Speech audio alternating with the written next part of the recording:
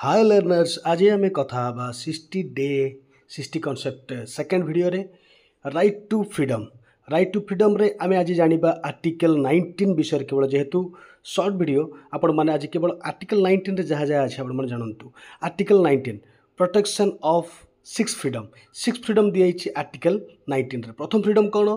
Freedom of speech and expression. माने आमको एतिक freedom दिखाई जहाँद्वारा कि आम निजर मनोभाव को परिप्रकाश करि माने फ्रीली आउ राइटिंग लिखि भी पारिबा।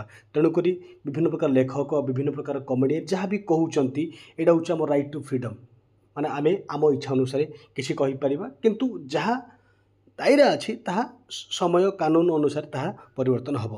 ता बादे फ्रीडम टू असेंबली माने आमे माने चाहिए जोठी भी आमे गेट टुगेदर हो पारिबा। से भली थर्ड नंबर फ्रीडम हूँ फ्रीडम ऑफ एसोसिएशन। माने जदि आमे चाहिबा गोटे एसोसिएशन करि परिबा, यूनियन करिपरिबा, कोऑपरेटिव सोसाइटी तैयारी करिपरिबा। से भली 4 नंबर हूँ फ्रीडम ऑफ मूवमेंट, जो द्वारा कि आमे आम देशर सबु आड़े सबु राज्य को फ्रीली मूवमेंट करिपरिबा बा बुली परिबा आम इंडियन टेरिटोरी भितर।